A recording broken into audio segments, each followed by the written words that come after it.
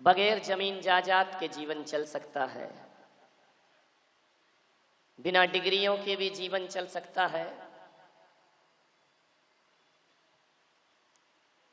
बिना उपलब्धियों के भी जीवन चल सकता है। बस आपसे जो मैं कह रहा हूं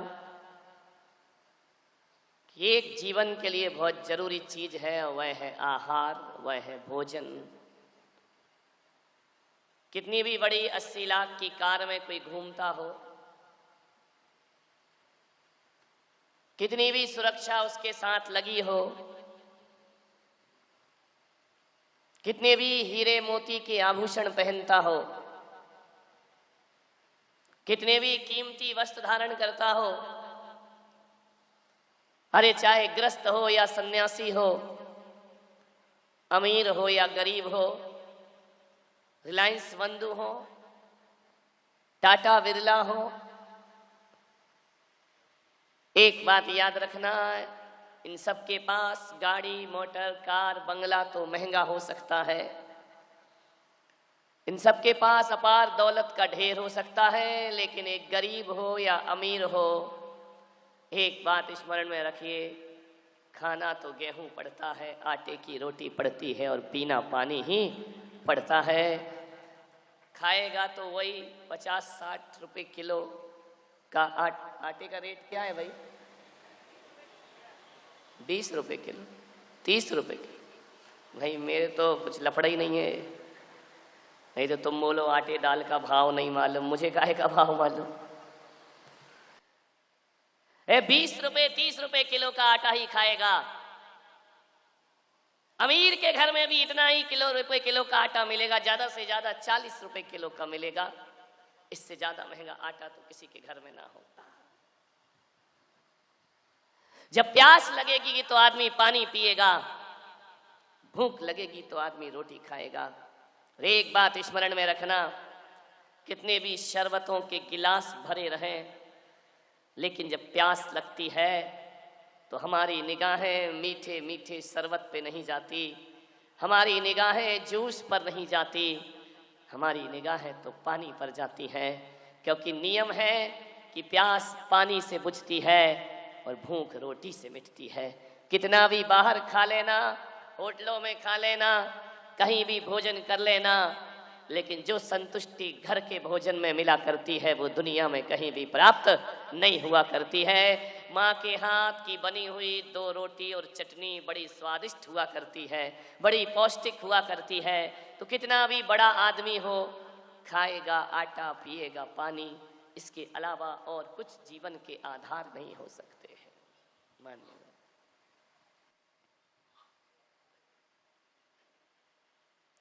आहार कैसा होना चाहिए?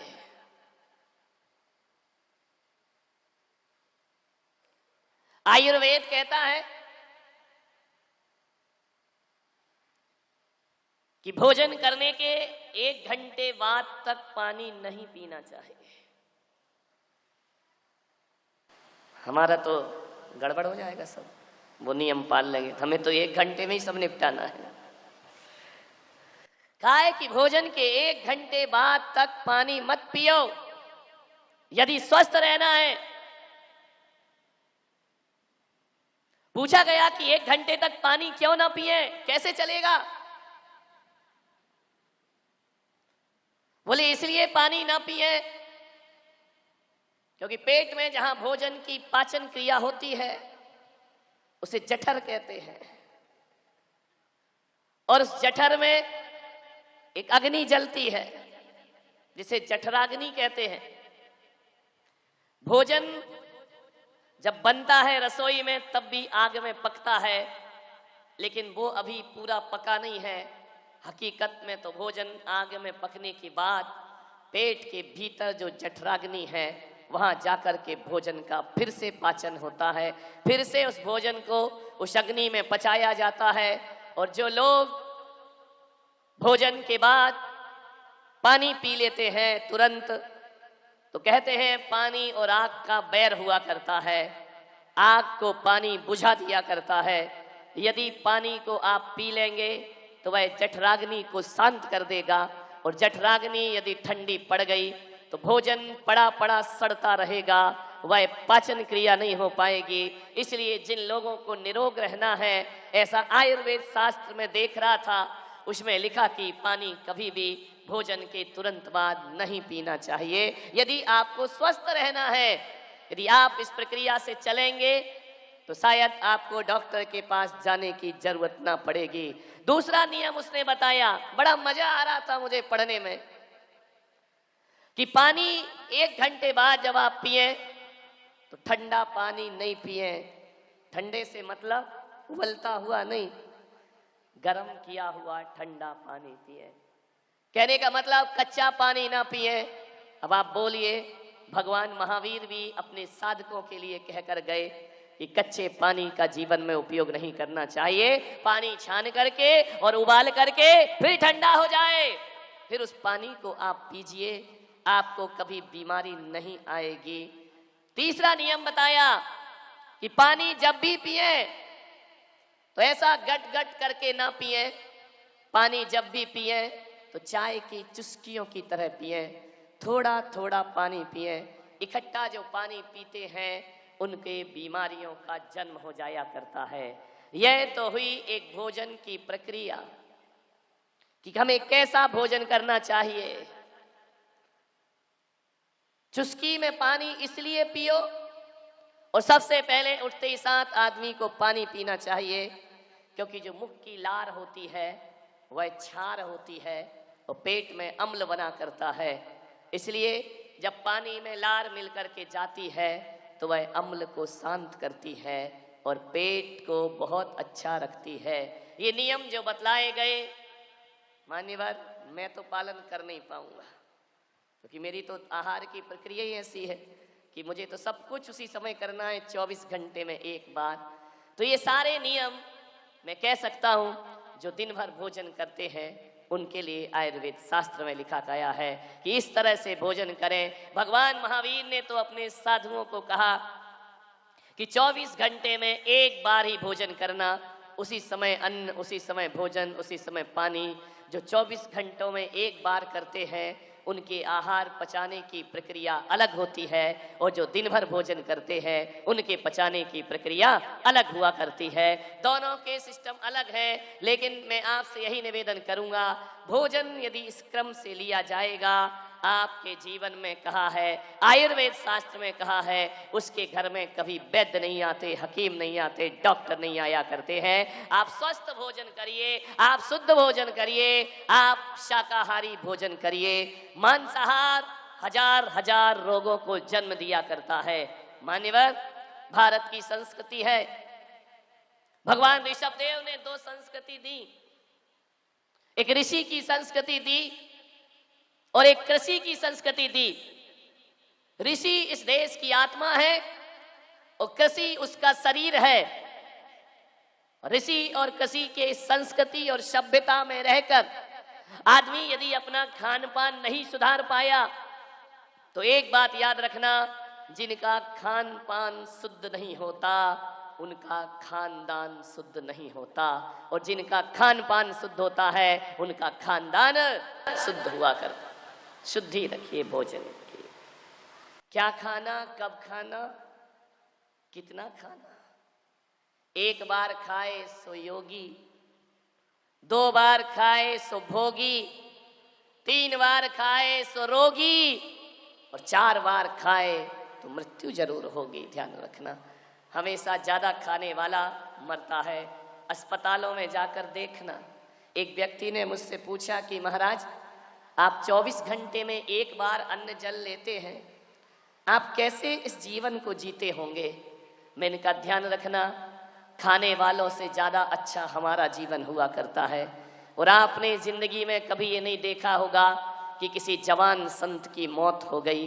रेयर केस होते हैं, कभी जभी कोई दुर्घटना घट जाए, बाकी हर संत अपनी पूरी आयु जिया करता है, वह समय से पहले मृत्यु को प्राप्त नहीं होता है। और वैज्ञानिक कहते हैं, एक भी ग्रस्त ऐसा नहीं है इस युग में जो अपनी पूरी जिंदगी जीता हो। हर आदमी अपनी लाई हुई आयु में से कुछ कम ही जीवन जीता है और दुनिया से विदा हो जाया करता है। यदि आप 100 वर्ष की आयु लेकर आए हैं तो तो साइंस कहता है आप 90 साल ही जी पाएंगे, 95 साल ही जी पाएंगे, आप 100 वर्ष नहीं जिएंगे। 100 वर्ष वही जिएगा जो अपना खान पान और आचार विचार अच्छे रखता है, वह दीर्घायु हुआ करता है। और जिसका खान पान अच्छा नहीं होता वह समय से पहले दुनिया से विदा हो जाया करता है। ध्यान रखिए, खान पान अच्छा रखिए। क्या क्या खाते हैं आप? इस मुंह को नगर निगम का कचड़े घर का डिब्बा मत बनाओ कि जो आया वो मुंह में डाल लिया, जो आया वो मुंह में डाल लिया। अरे मेरे भाई, इस अहिंसक देश में हिंसा का वातावरण बन रहा है।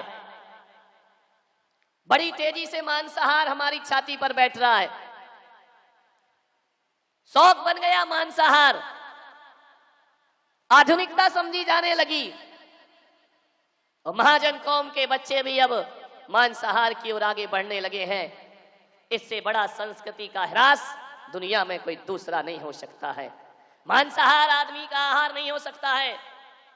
मांसाहार एक अभिशाप है।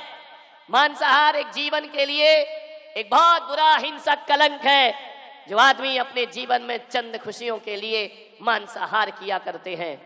मान्यवर, किसी का जीवन उजाड़ के अपना जीवन जीना और किसी का पेट फाड़ के अपना पेट भरना, ये कहाँ की मानवता हुआ करती है, ये कहाँ की इंसानियत हुआ करती है। हम तो उस देश के लोग जहाँ जियो और जीने दो के नारे दिए जाते हैं, वहां पर हिंसा का तांडव नृत्य हो रहा है। अहिंसा की जयघोष ही नहीं करना है। हम सब अहिंसक समाज को मिलकर हिंसा का जोरदार विरोध भी करना पड़ेगा। हिंसा के खिलाफ एक जंग लड़ना होगी, हिंसा के खिलाफ एक लड़ाई लड़ना होगी। मैं तो ये कहता हूं, लाखों करोड़ों रुपए दान देकर जो मंदिर बनाते हैं, मैं कहता हूं अपनी 150 साल की जिंदगी में यदि एक मांसाहारी को तुमने शाकाहारी बना दिया, हजार हजार मंदिर बनाने का पुण्य आपको प्राप्त हो जाएगा। कितने जीवों को जीवन दान मिलेगा। कल एक बंधु मेरे पास आए, क्या नाम था, अभी यहीं पर बैठे हुए हैं, वो सज्जन बैठे हैं, क्या नाम, सुरेश पहलवान, क्या नाम, पहलवान। और वो पहलवान सब कुछ खाता था, लेकिन ना जाने क्या हुआ, टीवी से प्रवचन सुन सुन करके उस पहलवान ने कहा कि आपकी वाणी को सुनने में रोज आता हूं और अपनी जिंदगी से मैंने हमेशा हमेशा के लिए मांसाहार का त्याग कर दिया है। ध्यान रखिए, मैंने कहा पहलवान, अब तुमने हकीकत में पहलवानी का काम किया है। मांसाहार, लोगों ने कहा होगा पहलवान हो ताकत कहां से मिलेगी। लोगों के मन में ये भ्रम भरा है कि मांसाहार से ताकत मिलती है। लोगों के दिमाग में ये भ्रांति है कि मांस खाने से शक्ति मिलेगी। कहां से शक्ति मिलेगी? मैं आपके सामने अपने विचार रख रहा हूं। यदि मांस में ताकत होती, प्रकृति ने कुछ प्राणी मांसाहारी बनाए हैं, कुछ शाकाहारी बनाए हैं, लेकिन मनुष्य को संपूर्ण रूप से शाकाहारी बनाया है। ये मनुष्य में भेद नहीं किया, ये जानवरों में भेद किया है। मांसाहारी और शाकाहारी जानवर होते हैं, मनुष्य तो केवल शाकाहारी हुआ करता है। मांसाहार उसकी प्रकृति नहीं होती है। एक आदमी से मैंने पूछा, मांस क्यों खाते हो? अरे बोले ताकत मिलती है। मैंने कहा मांस से ताकत मिलती है? अरे ताकत के लिए मांस तो भगवान ने तेरे शरीर में दे ही रखा है। अब किसी और का शरीर का मांस अपने शरीर के भीतर क्यों लाता है? ये विकृति है। तुम्हें जितने मांस की जरूरत है उतना भगवान ने तुम्हारे शरीर में भर रखा है। तुम्हें जितने ताकत की जरूरत है उतनी ताकत ईश्वर ने तुम्हारे अंदर पैदा करके रखी है। ईश्वर के उस खेल के साथ खिलवाड़ करने का प्रयास मत करिए। ताकत शाकाहार में है, ना कि मांसाहार में। शेर शाकाहारी होता है या मांसाहारी? बोलिए। शेर की पूछ रहा हूं, तुम सवा शेरों की नहीं पूछ रहा हूं। शाकाहारी होता है या मांसाहारी? मांसाहारी। बैल शाकाहारी होता है या मांसाहारी? शाकाहारी। एक बात बताओ मेरे भाई, एक बैल अपने जीवन में लाखों खेत जोत देता है और एक शेर अपने जीवन में कितने खेत की जुताई करता है। मैं आपसे पूछ रहा हूँ, आज तक किसी भी शेर ने एक खेत नहीं जोता होगा, और बैल जो मांस नहीं खाता, शाकाहार करता है, पूरे दिन हल लेकर के पूरे खेत को जोतने की ताकत रखा करता है। बोलिए, बैल में ताकत है या शेर में? बैल की पीठ पर बोझ रखो, बैलगाड़ी खींच करके ले जा सकता है। कभी किसी शेर गाड़ी देखी आपने अपनी जिंदगी में कि दो शेर जुते हुए हों और आदमी माल लेकर के चल रहा हो? अरे शेर के ऊपर 1000 किलो ही कुछ वजन, क्या 100 किलो भी रख दो तो बैठ जाएगा, और 1000 किलो वजन हमारा बैल खींचते हुए ले जाता है, क्योंकि वो शाकाहार करता है। और शेर, जितने भी मांसाहारी पशु हैं, किसी काम के नहीं हैं। कुत्ता मांसाहारी है, बोझा ढोएगा, खेत जोतेगा, सामान ढोएगा। बिल्ली मांसाहारी है, ले जाना किसी दिन बाजार में, सब्जी की डोलची रख देना उसकी पीठ पर, चारों पैर फैल जाएंगे, जीभ बाहर आ जाएगी। ध्यान रखिए, सोचना है। और घोड़ा शाकाहारी है या मांसाहारी है? बोलिए, शाकाहारी है वह घोड़ा। कहा जाता है जब ताकत की जरूरत होती है तो कोई भी नहीं कहता शेर जैसी ताकत, हर व्यक्ति कहता है हॉर्स पावर होना चाहिए, घोड़े जैसी ताकत होना चाहिए। शाकाहारियों की ताकत क्यों मांगी जाती है? मांसाहारी पशुओं से ताकत की बातें क्यों नहीं की जाती हैं? एक शेर की ताकत देखो और एक शाकाहारी हाथी की ताकत देखना। हाथी शाकाहारी होता है। लोग कहते हैं कि मांसाहार से तंदुरुस्ती मिलती है। हाथी से बड़ा पहलवान कौन सा शेर बनकर पैदा हो गया मेरे भाई? अरे शेर जैसे लोग भी, शेर जैसे जानवर भी जब हाथी पर अटैक करते हैं तो सामने से नहीं करते, पीछे से किया करते हैं। इसका मतलब मांसाहार कायरता सौंपा करता है और शाकाहार वीरता सौंपा करता है। हाथी सामने जाए तो शेर घबरा जाया करता है। ध्यान रखिए, ये ताकत है शाकाहार की। मुझे समझ नहीं आता कि मांसाहारी लोग शाकाहारी पशु का ही मांस खाते हैं, मांसाहारी का कोई नहीं खाता है। विचार करना, हर मांसाहारी शाकाहारी पशु को मारकर खाएगा। बकरी खाएगा, भेड़ खाएगा, गाय का मांस खाते हैं लोग, भैंस का मांस खाते हैं लोग। अब आप बताइए, जिन जिन का मांसाहारी मांस खाते हैं वो सारे पशु शाकाहारी हुआ करते हैं, क्योंकि शाकाहार में ही ताकत है, शाकाहार में ही जीवन है। आज तक किसी ने शेर का मांस नहीं खाया होगा। है कोई मांसाहारी दुनिया में जो शेर का मांस भक्षण करता हो? हर कोई शाकाहारी पशुओं का मांस भक्षण करते हैं। मान्यवर, कोई ताकत नहीं है मांसाहार में। ये तो जानवर के उदाहरण थे। और इंसानों के रूप में यदि देखो तो जैन मुनि को देखना, दिगंबर मुनि को देखना। 24 घंटे में एक बार भोजन और एक बार पानी।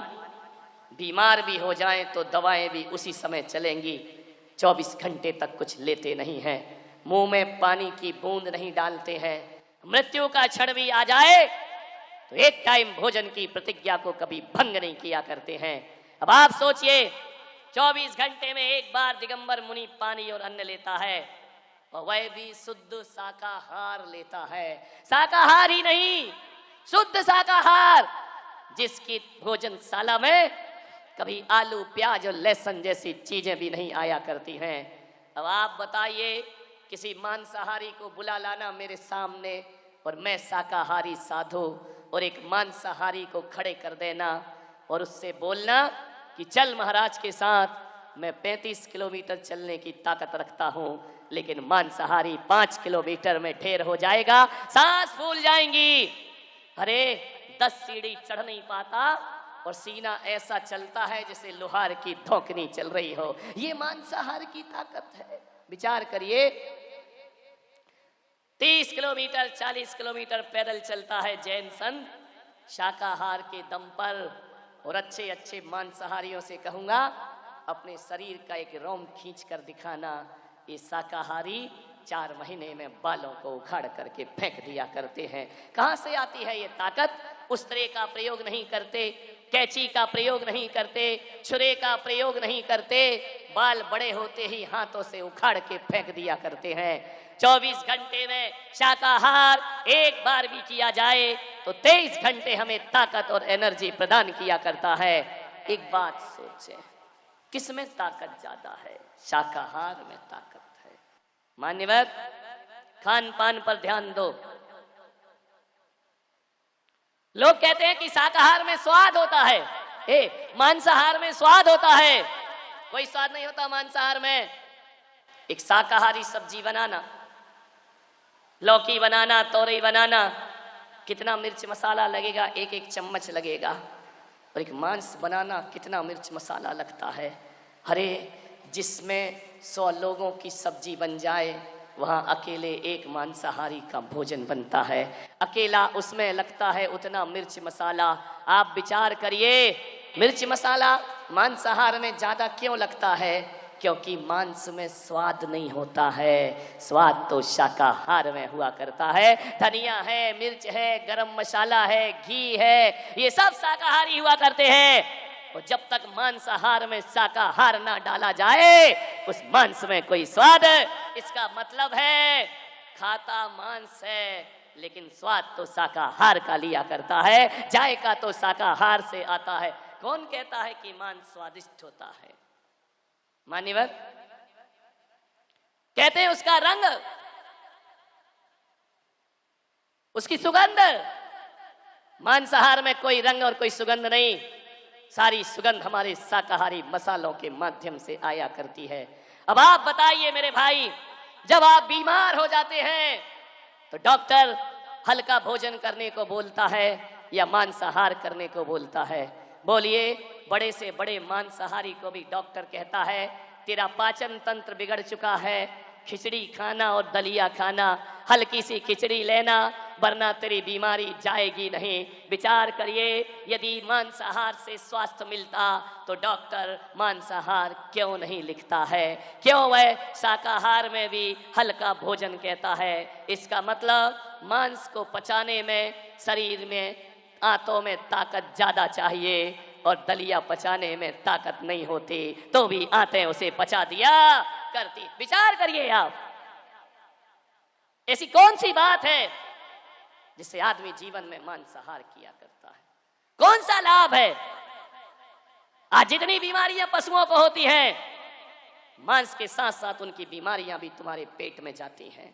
और एक बात याद रखना, आज अस्पताल में जाकर देख लेना, अस्पताल कोई ज्यादा दूर नहीं, सामने ही बनी हुई हो, एक पेन और कागज लेकर जाना, तो देखना शाकाहारी मरीज ज्यादा है या मांसाहारी मरीज ज्यादा है। आप जाकर के देखना, यदि 10% शाकाहारी बीमार पड़े हैं तो 90% मांसाहारी लोग अस्पतालों में पड़े हुए हैं। ध्यान रखना, ना मांसाहार स्वास्थ्य देता है, ना मांसाहार स्वाद देता है, न मांसाहार सुगंध देता है, न मांसाहार ताकत देता है। और एक बात याद रखना, जितने में 1 किलो मांस आता है, उतने में हमारे यहाँ 4 किलो सब्जियां आ जाया करती हैं, हरी सब्जियां। मेरे भाई, कितने लोग हरी सब्जी में बैठ करके एक साथ मिल बैठ कर खा सकते हैं? महंगा पड़ता है ये मांसाहार, सस्ता होता है शाकाहार, स्वास्थ्यवर्धक होता है शाकाहार। फिर क्यों आदमी खाता है इन्हें? किसी के प्राणों की हत्या करके अपना जीवन जीना यह मानवीयता नहीं हुआ करती है। मेरे एक चुनौती देता हूं मैं मांसाहारियों को। मांसाहार के बिना जीवन जिया जा सकता है, लेकिन शाकाहार के बिना जीवन नहीं जी सकता कोई इंसान। तुम लाख हठधर्मिता दिखाओ, तुम लाख जिद करो, लाख तर्क दो, एक बात याद रखना, मांसाहार का विकल्प शाकाहार हो सकता है, पर शाकाहार का विकल्प मांसाहार कभी नहीं हो सकता है। एक आदमी जीवन भर मांस ना खाए तो अकेले शाकाहार पे जिंदा रह सकता है, लेकिन मांसाहारियों से मेरा आग्रह है कि आज संकल्प कर ले, कि हम जीवन भर शाकाहार नहीं करेंगे। क्या अकेले मांस पे आप जिंदा रह सकते हैं? फिर उस मांस में मिर्च मसाले नहीं होना चाहिए। फिर पानी मत पीना, फिर खून पीना, क्योंकि पानी शाकाहार है, खून मांसाहार है। ध्यान रखिए, बड़े से बड़े मांसाहारी भी अकेले मांस पर जीवन नहीं जी सकते हैं, उन्हें शाकाहार तो लेना ही पड़ेगा। लेकिन गारंटी है, शाकाहारी बिना मांसाहार किए पूरी जिंदगी को जी करके दिखा देगा। आपसे निवेदन, इसका मतलब प्रकृति हमसे कह रही है कि तुम सब शाकाहारी हो। मांसाहार विकृति है और शाकाहार संस्कृति हुआ करती है। शाकाहार की संस्कृति में जीने का प्रयास करें। आहार का ध्यान रखें, भोजन का ध्यान रखें। बड़ी अजीब बात है, आदमी मंदिर जाता है, भगवान को अगरबत्ती जलाता है सुगंधित, और अपने ओठों पर सिगरेट लगाता है। आदमी भगवान को मेवा मिष्ठान चढ़ाता है और खुद अपने घर में मांस खाता है। इसका मतलब ईश्वर के घर को, यदि मंदिर में भी जो लोग बलि प्रथा में जीते हैं, जो लोग पशुओं की बलि देते हैं, मैंने उनके मंदिरों को भी देखा है। बलि का स्थान अलग होता है, वह भगवान की वेदी के सामने बलि नहीं चढ़ाया करते हैं। उसका स्थान अलग होता है, जहाँ कहीं भी बलि की जाती है मंदिर और मस्जिदों के भीतर नहीं की जाती, वह बाहर ही की जाती है। वो भी जानते हैं कि यदि मंदिर के अंदर किसी जानवर को मारा जाएगा, मंदिर अपवित्र हो जाएगा। अरे ईंट पत्थर के मंदिर को पवित्र बनाने वालों, इस मन के मंदिर को भी पवित्र बनाया करो, इस देह के मंदिर को भी पवित्र रखा करो।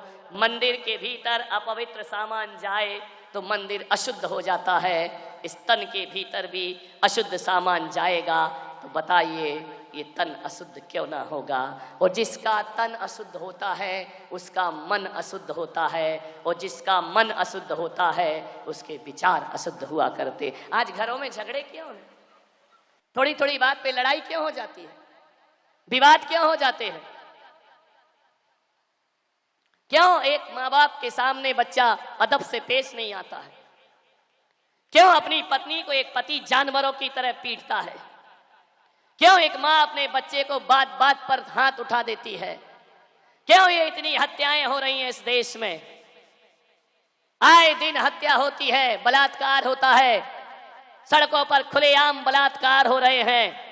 ये इंसान की प्रवृत्ति है? ये तो जानवर की प्रवृत्ति है। ध्यान रखिए, इसका मतलब है कि पशु का मांस खा खा कर आदमी अब आदमी नहीं रह गया, वह भी पशुओं जैसा जीवन जीने लगा। वह कहीं भी अपनी काम की पूर्ति कर लेता है, पशुओं की तरह आवेश में आ जाता है, तो पशुओं की तरह वह आपस में लड़ता है, मरता है, झगड़ता है। जैसे पशु अपने रिश्ते नाते नहीं समझते। ध्यान रखना, पशु जन्म तो लेते हैं माँ बाप से, लेकिन वो जानते नहीं हैं कि माँ बाप के रिश्ते कैसे हुआ करते हैं। आज बलात्कार हो रहे हैं। कल अखबार में मैंने पढ़ा, एक पिता और एक भाई ने अपनी घर की सगी बेटी से बलात्कार करते हैं। विचार कर, याद कई ग्वालियर की घटना है। पिता भी और भाई भी, ये कैसी प्रवृत्ति है? ये कैसा जीवन आ गया है? घोर अंधकार।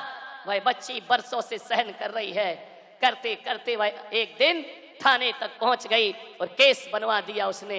ये कैसी हैवानियत है? एक बाप बेटी से बलात्कार करता है, एक भाई बहन से बलात्कार करता है। मैंने पूछा कि पता करो जरा, ये शाकाहारी लोग हैं या मांसाहारी? पता चला कि शराब पीते हैं और